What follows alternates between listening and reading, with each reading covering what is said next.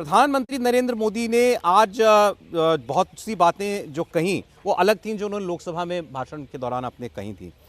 तब उन्होंने अपने लिए नया टारगेट बताया था 370 भाजपा और एनडीए 400 पार। कांग्रेस को उन्होंने 40 पर ही छोड़ दिया आज।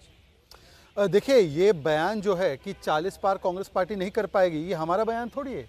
ये तो कांग्रेस की इंडिया गठबंधन की साथी ममता दीदी का बयान है। और देखें ना, ये न्याय यात्रा कम है और राहुल गांधी की बाय बाय यात्रा ज़्यादा है। क्योंकि आप देखिए कि जब यात्रा शुरू नहीं हुई थी उससे पहले मायावती जी ने बाय बाय कर दिया, फिर यात्रा शुरू होने के दिन पर मिलिंद जी ने बाय बाय कर दिया, फिर ममता बनर्जी ने बाय बाय कर दिया, फिर आम आदमी पार्टी ने पंजाब में बाय बाय कर दिया, उसके बाद बिहार में नीतीश जी ने बाय बाय कर दिया, और अब पता नहीं उत्तर प्रदेश में कौन बाय बाय करने की तैयारी में बैठा है। जनता भी बाय बाय करने के मूड में है। इसीलिए एक तरफ तो इनकी बाय बाय यात्रा है और दूसरी तरफ देखिए कि किस प्रकार से विकसित भारत की संकल्प यात्रा किस प्रकार से चल रही है। आज प्रधानमंत्री ने उद्बोधन में क्या क्या गिनाया, उन्होंने डिसीजंस टेकन, मिशन जो अकम्प्लिश किया है और आगे का विजन गिनाया। Mission, vision, decision. और इनके यहाँ पर क्या है, केवल कंफ्यूजन, कॉन्ट्रडिक्शन, राजनीति ऑफ डिवीजन, पारिवारिक ambition and family run profession, इसके अलावा कुछ नहीं है। अच्छा, दूसरी बात आप देखिए, हमारे साथ तो रामलला और गीता है। रामलला और गीता सुनकर ये लोग थोड़े से नाराज हो जाएंगे, मैं समझा देता हूँ। रामलला का मतलब आर फॉर राष्ट्रीय सुरक्षा, एम फॉर महिला, एल फॉर लाभार्थी, 60 करोड़ लाभार्थियों को अलग अलग लाभ मिले हैं, L for leadership, A for आर्थिक जो हम लोगों ने विकास किया है, और गीता का मतलब ग्रोथ, इंफ्रास्ट्रक्चर, टेक्नोलॉजी और आत्मनिर्भर भारत।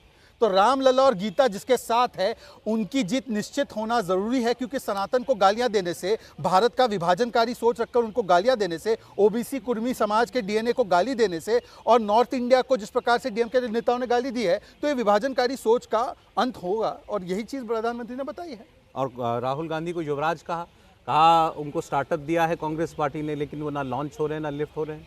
देखिए, असलियत में तो ये राहुल गांधी की 14वीं या 15वीं रीलॉन्च यात्रा ही तो है ना। दरअसल न्याय यात्रा क्या है? न्याय यात्रा रीलॉन्च यात्रा है राहुल गांधी के लिए, रीपोजिशनिंग है कांग्रेस पार्टी के लिए जिनको अप्रासंगिक बना दिया था इंडी गठबंधन में, और एक प्रकार से रीब्रांडिंग यात्रा है कि किसी प्रकार से राहुल गांधी को रीब्रांड करके फिर से प्रस्तुत किया जाए। परंतु जब प्रोडक्ट ही फेल होगा तो मुझे लगता है कि इस प्रकार की रीपैकेजिंग से क्या होने वाला है। कांग्रेस ये कहती है कि नरेंद्र मोदी जो है और आपकी पार्टी जो है नेहरू से, राहुल गांधी से, गांधी परिवार से, कांग्रेस पार्टी से ऑब्सेस्ड है, उनके बिना गुजारा नहीं चलता।